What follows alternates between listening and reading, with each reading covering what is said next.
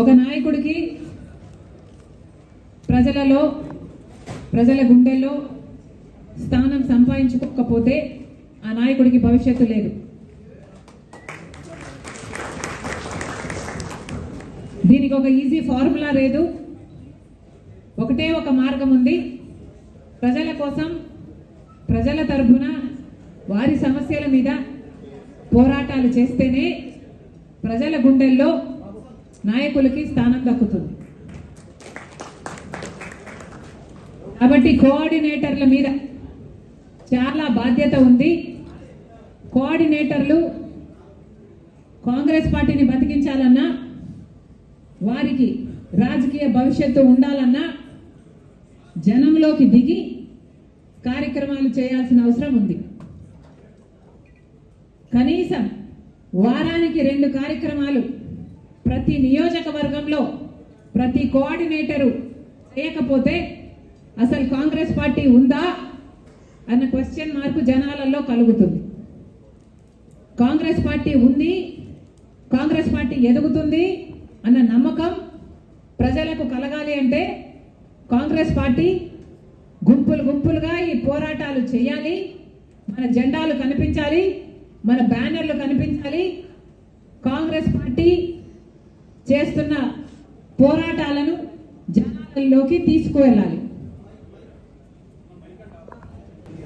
కాబట్టి ఇది చాలా ముఖ్యమైన అంశం. ది మోస్ట్ ఇంపార్టెంట్ పాయింట్, వారానికి కనీసం 2 కార్యక్రమాలు ప్రతి నియోజకవర్గంలో చేయాలి. ఈ బాధ్యత మొత్తం కోఆర్డినేటర్ల మీదనే ఉంది. ఇది జరుగుతుందా లేదా చూసే బాధ్యత డిసిసి మీద ఉంది. ఈ వారం ఈ మండలంలో చేస్తే, ఈ వారం చేసే కార్యక్రమాలకు మిగతా మండలాలలో ఉండే వాళ్ళందరూ కూడా వచ్చి సంఘీభావం తెలిపితే మన గుంపు పెద్దదిగా కనిపిస్తుంది.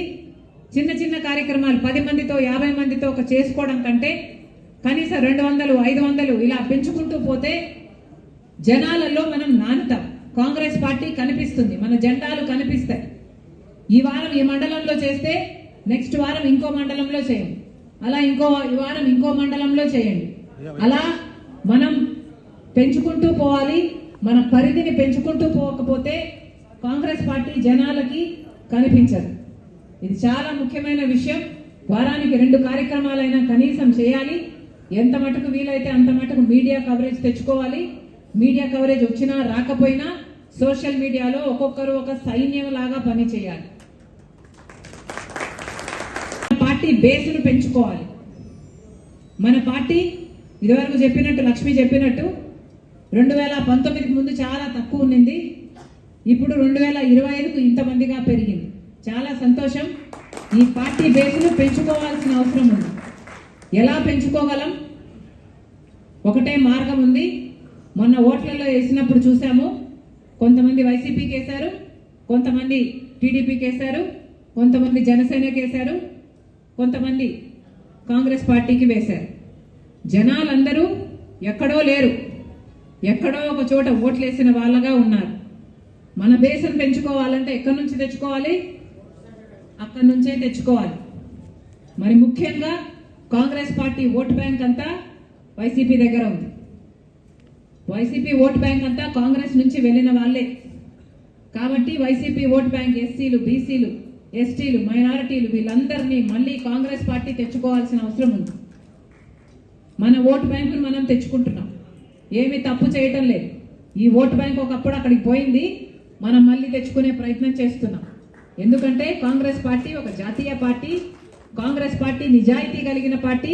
ఈరోజు ఒక కాంగ్రెస్ పార్టీ మాత్రమే జనాల పక్షాన, ప్రజల పక్షాన నిలబడి పోరాటం చేస్తున్న పార్టీ. ఒక పక్క జనసేన అయినా, ఇంకో పక్క టీడీపీ అయినా, ఇంకో పక్క జగన్మోహన్ రెడ్డి గారి వైసీపీ అయినా, అందరూ ముగ్గురు బీజేపీ పార్టీతో కుమ్మక్కైన పార్టీలే. 5 సంవత్సరాలు జగన్మోహన్ రెడ్డి గారు ముఖ్యమంత్రిగా ఉన్నారు.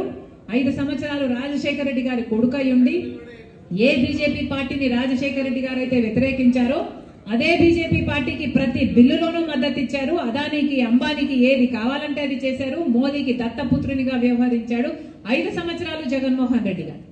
ఇప్పుడు చంద్రబాబు గారు, జనసేన ఏమో ఏకంగా కూటమే సాగిస్తున్నారు టీడీపీతో. ఇక వీళ్ళు ఏం పోరాడతారు?